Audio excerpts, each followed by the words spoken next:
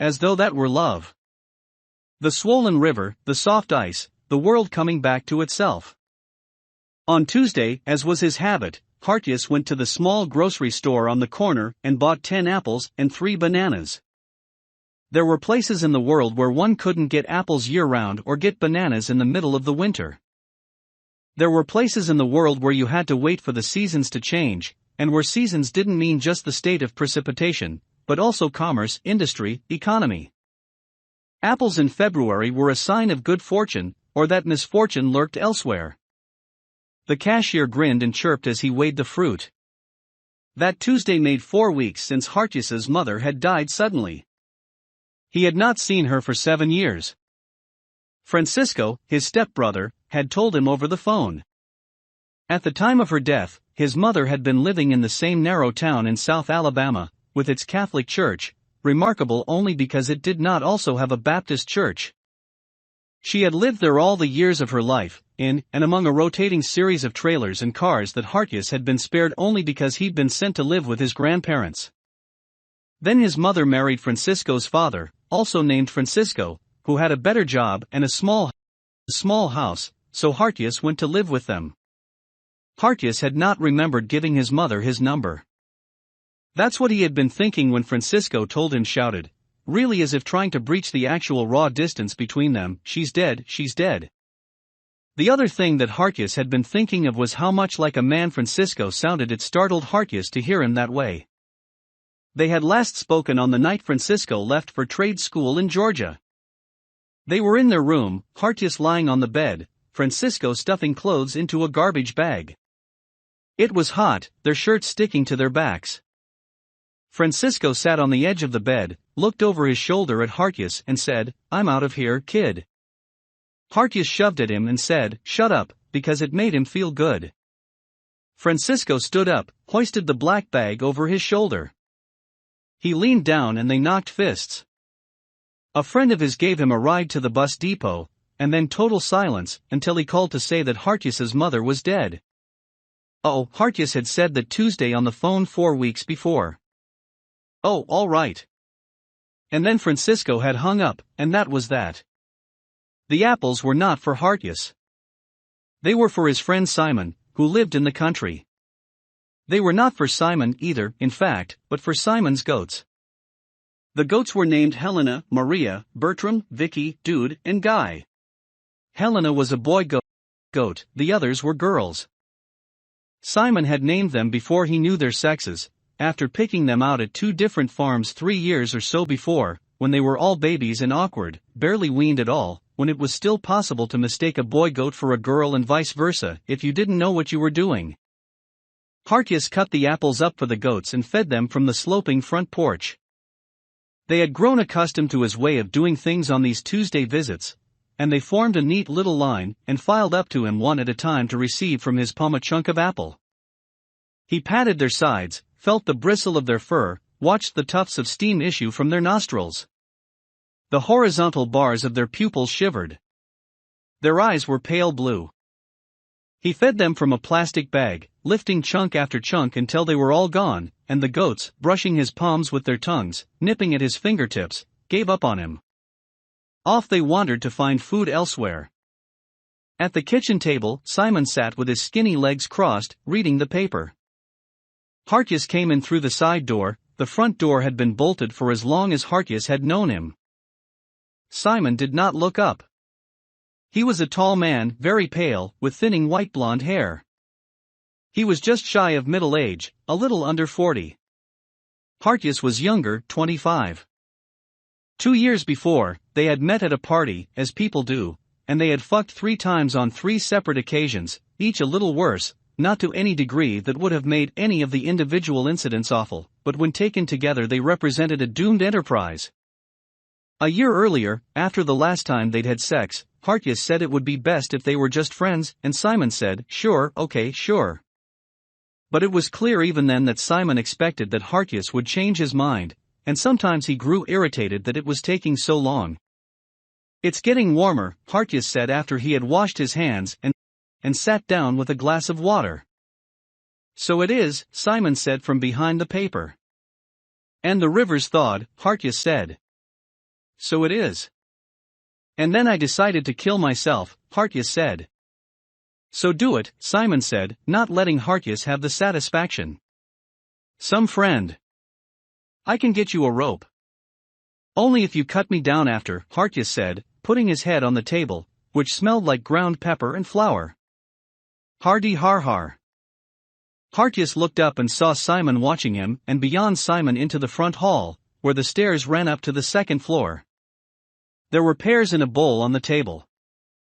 Hartius put his cheek against his forearm and gazed out the window over the sink, into the tall pine trees and the gathering dusk. The kitchen was warm.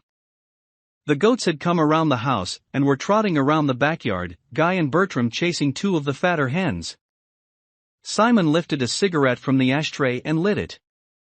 I just hate the spring, he said. Well, with luck, we'll all freeze to death long before then, Simon said, knitting the paper together and apart. What are you reading about over there? War, famine, misery, and 2 for 1 at the co-op. Hartius felt little kick in his gut. What's 2 for 1 at the co-op? Apples, Simon said, lowering the paper so that Hartius could see his expression. They charged me full price. Racists. It's probably about class, Hartius said grimly. Oh, it's about class, is it? I was raised poor, don't you know? Maybe they'll give me the 2 for 1. I was raised poor. Poor me, Hartius said. Yeah, but nobody expects me to have been raised poor. But look at me now. I live in a manse. You live in a shotgun house on a county road. A manse. My mother died, did I tell you? The paper rustled, lowered. Their eyes met. Simon's expression narrowed briefly, and Hartius could see the momentary flutter of his concentration changing focus. Whatever was in Simon's mind slackened. Hartius wondered if it was fleeting pity or something else. Simon raised the paper. Hartius felt relief to have a barrier between them again. Oh well, sucks for you, pal. Hartius felt a nudge on his thigh from Simon's foot, and he reached under the table and caught it. He ran his thumb down the instep, dug his fingers there, where a foot was tender and vulnerable, and Simon let out a low groan that turned, suddenly, into a startled cry. Serves you right, Hartius said a little more pointedly than he meant, but then, to make up for his roughness, he stroked Simon's foot, passing his palm back and forth along its length, up to the ankle, and then down, pressing with his palms to get at the stiffness in the sole. Simon leaned back in his chair, and let Hartius work on his feet. The kitchen was quiet except for the crackle and snap in the wood-burning stove, and sometimes the sound of Simon's bones popping. Hartius felt his body loosening up, could feel himself growing closer to Simon the longer he touched him. The opening of Simon's shirt, the blue flannel unbuttoned, sagged like the tongue of some loyal animal and revealed the smooth, pale white of his throat and chest. Hartius wanted to want him, the same way he wanted to see the rise and swell of Simon's chest, the firm clench of his stomach, and to feel hot all over with need and the slick, gathering wet that sluiced the glide into desire. He wanted it all, yet what he really felt in the seat of his body, where his soul nestled and hummed, was the companionable happiness that came with friendship. But he could see hunger in Simon's eyes, hunger and other things, other shapes of feelings that he wanted to ask Simon about but couldn't bring himself to. Simon put his hand to his own throat and worked the shirt open more, ran his hand up his neck into his mouth, and then back down through the shirt, popping the buttons open so that his white undershirt showed, and then lower into the front of his pants, like he was searching for loose change. But Hartius just kept at his feet, his thumb between the 2 toes, clean and white, and his fingers on the heel, making the foot arch, bend until he could feel the tendon stretching. He sank lower in his chair, spread his thighs, and let that brace him. Simon groaned and grunted and sometimes lifted his hips or shivered as if he were cold. Hartius gripped Simon's ankle and held it as tight as he could. And then he let go, and Simon, having slid low in his chair, seemed to surface in himself, his eyes glossy, his breath ragged. It had been enough for him to watch Simon abandon himself. It had been enough to cause it, to see it, to be a part of Simon's desire, so that even if Hartius could not bring himself to want it, he could at least enjoy the sight of Simon needing. He was hard. They both were hard, but what was to be done for it? Let it rest, he thought. A thick blue vein throbbed at the base of Simon's throat, pulsed when Simon swallowed. His chest was red. His throat was red. He was watching Hartius, and Hartius watched the animal part of Simon submerge itself into the icy pool of higher brain function. It's always like this, Simon said a moment or two later. It's not, Hartius said. It's not like anything. What is it with you? Why is it always so hot and cold? It's not anything, Simon. It's not. Okay, champ. Simon got up from the table. He buttoned his shirt. Blue light from the window fell across him. It was the part of the day when even the ugliest things were beautiful. Are you staying for dinner? I'd like to. All right. Do you need help? Do you need help, he asks, Simon said, shaking his head. He had buttoned his shirt and stuffed it into the front of his pants. He brushed the back of his hand across his mouth and sniffed hard. No, it's just stew from last night. I wasn't joking earlier, you know, about my mom. It seemed like you thought I was joking. Simon lifted a heavy red pot from the fridge and set it on the stove. He put his palms against his lower back and stretched. He pressed the knuckles of his left toes against the floor. I didn't think you were joking, he said after a moment. Well, all right then. Don't get mad about it. What do you want me to say? I don't know. What's to say? If you have something you want me to say, then I'd like to hear it. Forget it. No, not forget it. Say it. Say words, Hartius. Words. Hartius leaned back. The fire on the stove spat as moisture from the skin of the pot evaporated or dropped into the flame. The blue veil of night had passed, and now it was dim in the kitchen, so that the only light was from the stove. Simon reached for the switch on the other side of the doorway. No, it's fine. I don't know what people say in moments like this. You didn't love her, did you? No, I guess not, probably not, he said. When Hartius was 10, he'd gotten himself stung by 7 wasps at his Aunt Laura Ann's house, and his mother had said, "That's what faggots get." It was a story he had learned to tell white people with some degree of exaggerated gravity, and it had paid for his college, because white people had a vast hunger for the calamities of others. When he told the story at parties, he took his time. His mother and the other adults had been reading and rereading with increasing levels of despair, and also hysteria, a suicide note found in the hand of Laura Ann's youngest son, an aspiring rapper and barber who had shot himself once through the temple on the banks of the creek, because he had been diagnosed with, among other rumored things, pancreatic cancer. Laura Ann was a preacher and drove miles upon miles to preach in non-denominational churches. Hartius and his 11 cousins had been running around the rusty swing set, trying to coax it back into life, when out the wasps had come, and Hartius, being slower and clumsier, had tripped and made himself an easy target. They'd stung him, and he'd gone screaming into the house, and his mother had said it. Then what am I supposed to say? I'm sorry? Simon asked. I just didn't want you thinking I had lied about it, that's all. I didn't want you thinking it was a joke, or that I'd made it up just to have something to say. I just wanted you to know that. I wasn't complaining. Hartius drank the water he had been nursing, which was lukewarm now and tasted faintly of metal from the pipes. Simon hummed. He stirred the stew, which smelled to Hartius like tomatoes and pepper, with the musky scent of venison. When Hartius let his chair rock back and forth, balancing himself with the wide set of his feet, it sounded like a swinging door.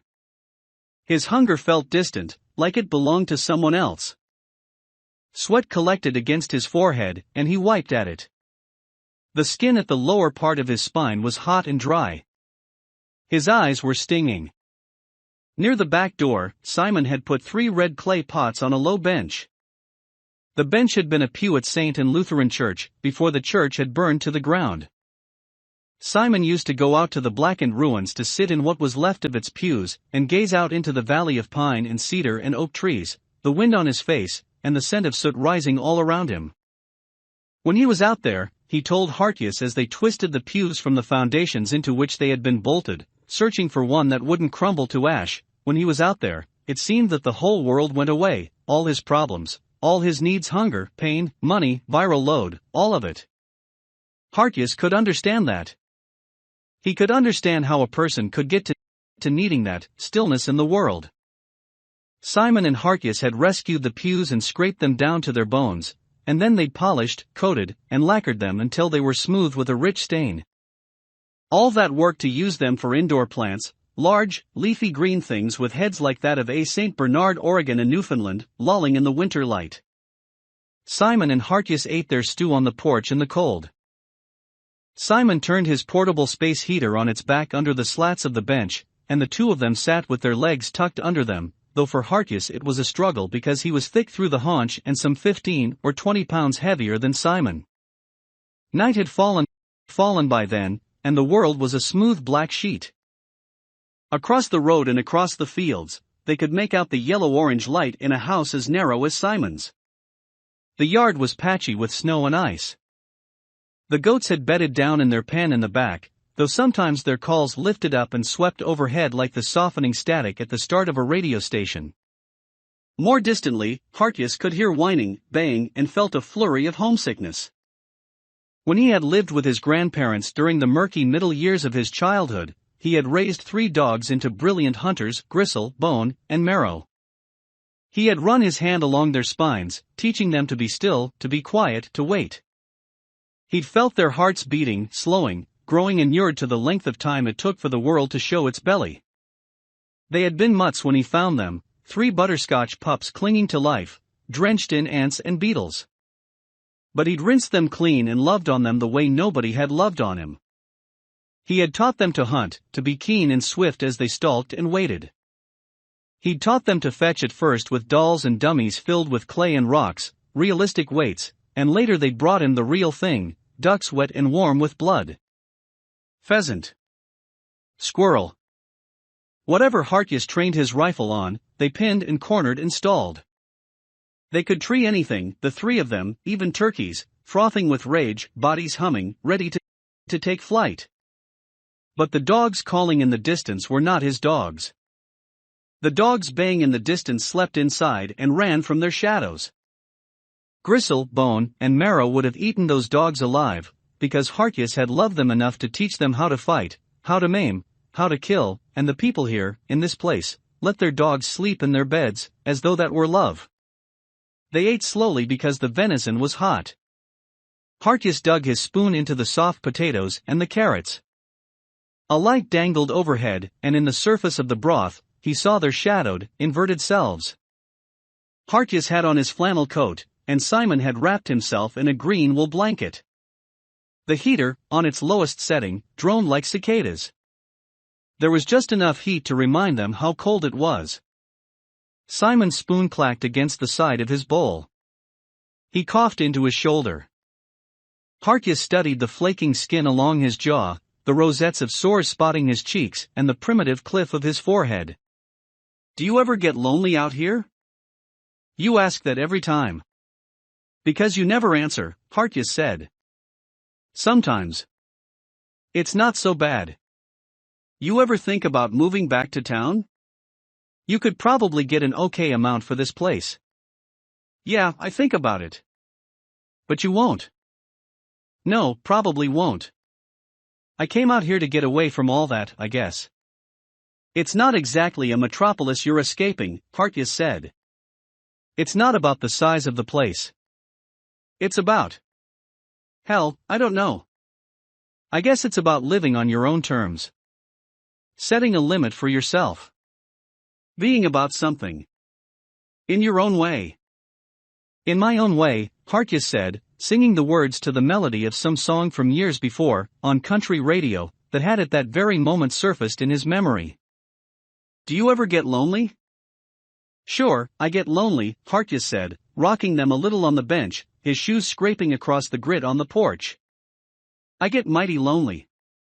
Simon nodded but didn't say anything. They ate quietly. The venison had cooled a little. Simon got up to bring them beers. It was the first one of the evening for them. They popped the tabs and toasted one another, toasted their loneliness. "So, your mother died," Simon said. "Do you want to talk about it?" "No, I don't suppose I do. People die. Such are the facts." "How did she die?" "Francisco didn't say." "Francisco. It's a family affair." "Please don't start. I didn't know you were talking to Francisco." "I'm not." "So no teary reunion between brothers after all these years?" "I guess we're all cried out," Hartius said. The beer was cheap and weak. Hartius burped and wiped the foam from his lips. He saw, briefly, the outline of Francisco's face, the somber brown eyes, the patchy beard, the flat, crooked nose, and the chipped tooth from the time they'd gone rolling down the hill, punching and kicking at each other. They were all cried out. Francisco had caught his face on the edge of a large rock, had almost sliced his lip right from his mouth. He had blamed Hartius. It had been his fault. That's true. It had been his fault for provoking Francisco, calling him Franny, delighting in the rage that had swelled his boy chest and sent him hurtling at Hartius. Franny, Franny, Franny. Hartius had been the younger one, but taller, so people mistook him for the older brother. "Family isn't everything," Simon said. "No, it isn't," Hartius said. "Do you want another beer?" "It's my fridge," Simon said. "You can't offer me something that's not yours." "Oh, and I guess you're the one who bought it." "I guess you're the one who always buys it and stocks it so you don't run out." "I didn't ask for it, Hartius."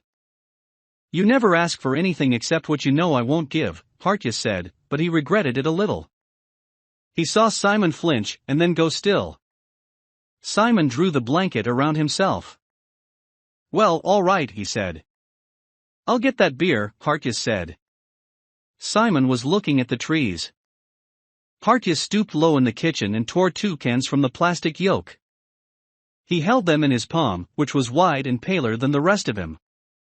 He counted the containers of food, the vegetables, the soups, the stock, the meat tumescent in its plastic wrap. He saw the jars of moonshine, the bottle of wine from 2 weeks earlier with a plastic stopper jammed into its neck, and gelatinous cubes of gristle and fat, which Simon used for broth and for taste. The light was off, but they had left a candle going on the table. He turned in Simon's kitchen and looked back through the house into the living room, where the furniture slept like guests, and where the windows were filled with the soft white glow of distant stars. He hovered near the window by the stairs and pressed his face into the bristling curtain, inhaled its dust, and closed his eyes. There had been a time when Hartius hated the dark. No, it wasn't hatred. It was fear. He was scared both of what he couldn't see and what might see him.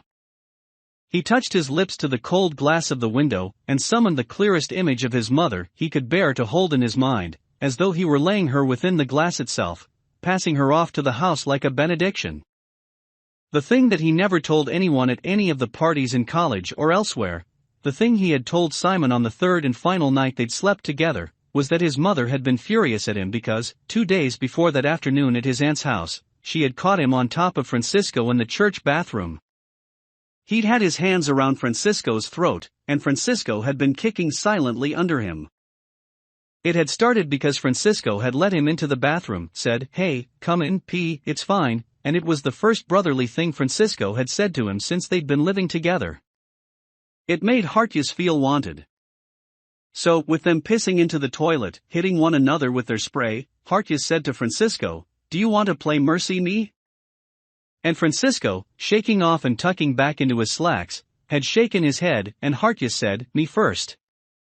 Then he wrapped his hands around Francisco's neck, and Francisco squirmed and said, "You didn't wash your hands," and Hartius said, "Shut up."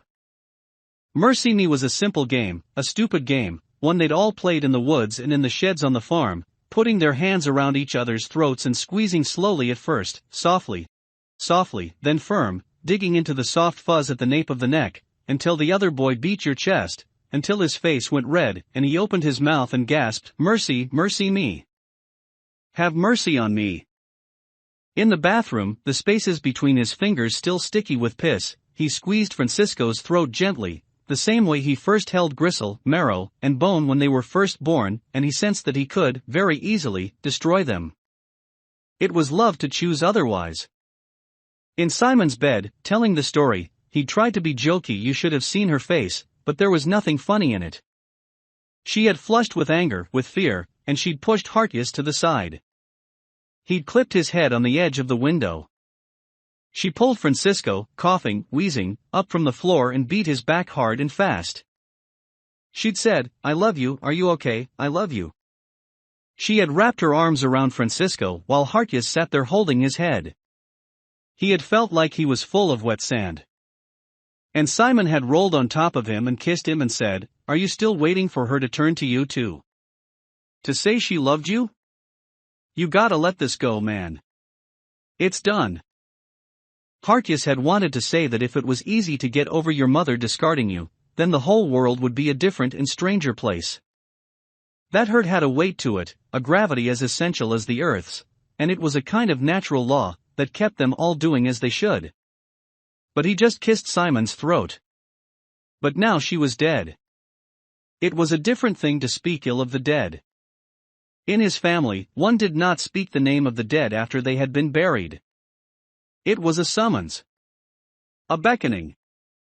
And who knew what the dead might take with them when they left again? When his grandfather had died, they had burned not only his possessions, but almost everything he'd ever touched, all of it that could be burned. What made no sense to burn the tools, the guns, the tractors, the car they wiped and cleaned. They laid it all out on the benches and work tables in the back and scrubbed everything down with alcohol and bleach, with oil and polish, wiped and wiped as if that might erase history, time, possession. His family took down all his grandfather's pictures, stored them away. When a person died, anything at all might be a way back, an anchor, a reason for fitful sleep. His grandmother had kept something, her wedding ring, and she woke every night for a month with his grandfather's ghostly image standing beside her bed. And finally, as she took the ring off and slipped it into a sock and buried it in the yard, she said that, looking at him, at that sad look on his face, that expectant look, she knew that she had to either join him or let him go. On the porch he gave Simon his beer, but he wouldn't let go when Simon tried to pull it loose from his hand. Simon snatched again, and Hartius held on tighter, until he saw Simon bare his teeth, the slick, pointed canines. His eyes narrowed. The vein at the base of his neck bulged. His skinny fingers were strong. The beer sloshed. Hartius let him have it. "Fucker," Simon said under his breath. Hartius sat roughly on the bench. It rattled under his weight. "Work tomorrow," Hartius said. "He's getting back on his barge," Simon said, drinking. "Call me Huck Finn," Hartius said. "You ever get sick of it?" "No," Hartius said. He worked construction down on the river where they were putting up a new footbridge. His own job involved the careful freighting of materials onto the platform where the crane rested on the water. There were times when he thought he'd get sick from the motion of the barge, the constant shifting underfoot. There were times when his hands hurt from lifting and pushing and turning, tightening the straps until they wouldn't give, tightening them until it seemed impossible that anyone would ever be able to set them loose again. Days when his back ached and his stomach hurt and his hair was peppered with grit, when his eyes burned, and his nose burned from the stench of oil and of the river, which was dying a slow, choked death via a series of minor diversions. But then, on bright winter days, he'd look up and see the geese tracking across the sky, moving up there free as air, and he'd think that there was something beautiful left in the world. And he could go on like that, as long as there was something beautiful to look at. He sweated through his coveralls, through his flannel, into the white mud that caked his gloves and his sleeves. And he thought about those geese, thought about the ice breaking up and the slow green-black water that moved beneath it. "Flowing and flown," he said under his breath. "You went to Cornell," Simon said. "You went to Cornell to work construction on a river." "I went to Cornell to get out of Alabama," he said with no irony, with no regret. All that trouble for nothing, Simon said. I like it, Hartjes said. It's only nothing if you expect something better. I never wanted anything. Except to get out. And get out I did, Hartjes said. He nudged the knob of the heater, and more dry heat radiated under them. Do you know those people? The light of the house across the fields had deepened into a marigold color. Simon squinted. Big fields make for good neighbors, Simon said, biting at his thumbnail. There were houses like this in my town, Hartjes said. Little specks out on the dirt roads. Rural America. The heartland. Dixie, Hartjes said with a low growl. Mine eyes have seen the glory of the coming of the Lord, Simon sang. Ein fest Berg ist unser Gott, Hartjes said, and Simon's chest rattled. I, a Catholic, go to the trouble of learning your Protestant hymns, and this is what I get. Protestant hymns. Okay, Martin Luther. Was that racial? Hartjes asked, extending the joke perhaps a note too far, but Simon doubled over, and huddled between his knees. Faithful are the wounds of a friend, but deceitful are the kisses of an enemy. Kisses? Are we kissing now? Simon leaned over and kissed Hartjes on the mouth. His breath was hot and frothy from the beer. His eyes were glazed. Hartjes had not kissed anyone in more than a month, and the suddenness of it made him dizzy. He didn't know what to say, so he put his hand on Simon's knee, and Simon kissed him again. Simon, Hartjes said. It's not so bad. You can't catch it from kissing. Simon's lips were dry. His eyes were hazy and blue. Hartjes held his hand. I'm not stupid. I know that. Then kiss me. Be merciful. Be good to me. Kind to me. Kiss me. Simon says kiss me, Hartjes said, putting their foreheads together. He peeled some of the wool from the blanket. You are a cruel person, Hartjes. Hartjes kissed him. It was quick, there and gone. Are you satisfied?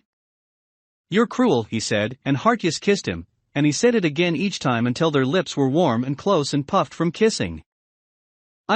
I'm getting cold, Hartjes said. It's warm inside. That's a lie. It isn't. Come in and find out. Simon, you know I can't. Why not? I have work in the morning. Come inside. Just for a little while. Come inside. Simon stood up. He stumbled a little and then stooped, the blanket still around him. He flicked off the heater. And he stuck his hand out. He would not be denied. Hartjes could see that. There was determination cut deep in the grooves of his face. He looked handsome again. The light from the moon was in the snow, and the world was impossibly bright. Okay, Hartjes said. Just a minute. They got up and went along the porch around the house. Hartjes shuffled near the doorway. Simon jerked his head impatiently. Hartjes crossed the doorway and stepped into the kitchen. His steps were heavy. They climbed the stairs, and with each footfall Hartjes could feel his body contracting. He felt hot and damp under his arms. He wiped at his brow with his sleeve. The pictures on the wall didn't belong to Simon. They had come with the place, and Simon left them up because he said he liked them, and they had lived here longer than he had, and what right did he have to usurp them? Spiderwebs billowed against the wall. The staircase felt dusty and grim. At the top of the stairs, Simon groped for the light, and Hartjes knew that if he made an excuse right then, right at that very moment, he might get away. He might yet manage to extricate himself. But he did not. Simon found the switch, and the hall was suddenly yellow, like sepia. On the small tables were minor trinkets, crosses and portraits of saints, delicate painted women, martyrs, beads and pearls. A nest of sacraments, antique brushes, and burnished jewelry. The light in Simon's room was almost blue with cold. Hartjes dropped his jacket on the floor. He got into the bed and Simon climbed in next to him. Then on top of him. Simon's hard hands scraped over his chest and stomach, started to go lower. Hartius reached for them sharply, and in retaliation Simon latched onto his neck. The damp, persistent heat of it. Hartius closed his eyes. Simon kissed and bit a path upward until Hartius had no choice but to kiss him back. Hartius closed his eyes and put his arms around Simon, held him close. He rocked their bodies together, and then he rolled onto Simon and pressed him flat into the mattress. He could give Simon this, he thought. He couldn't want him back in the same way, but he could give him this. Hartius kissed him rougher and more deeply, pressed Simon flatter. The bed shook a little. Simon moaned, but when Hartius wouldn't let him draw any fresh breath, he bucked. Hartius held on, his own breath sour and hot now, their mouths fighting. Hartius pushed at Simon, felt the terrible weakness of his limbs. At first Simon punched at his chest. He fought. He twisted. He kicked. He tried to get out from under Hartius, but Hartius wouldn't let him. Hartius ran the seam of his palm along Simon's throat, felt the muscle of it jump and squirm like the backs of his dogs. No fur. Just the slippery animal surface, the gooseflesh, the chilled skin waiting. Hartius squeezed, felt the muscle contract. Simon wheezed, gave a bronchial cough. Simon stared up at him. Hartius could feel Simon getting hard and then going soft. He could feel the wet warmth cooling against his stomach. He could feel Simon twisting and writhing and trying to scrape something out of this. But he held on. The tiny vessels in Simon's eyes thickened. The circles of his pupils shrank, opened, shivered in the blue of his irises. Simon turned red and his cheeks swelled like he was holding his breath. Hartius tracked back through the hall and down the stairs and into the living room, where the light was on. Hartius stumbled on the foot of the stairs. The living room was the same sepia shade as the upstairs, had the same blue and gold wallpaper that had faded with time. The light had been off. He and Simon had climbed the stairs in darkness. It was a trick being played on him. He gripped at his head and beat the hard fat of his palms against his skull. He should never have said anything about his mother. He should never have gone up those stairs. It all felt so impossible that his mother was dead, that he'd hurt Simon, thinking he could give him what he wanted, that he stood now under a light that he had seen Simon turn off. None of it made sense. But that was a kind of sense too.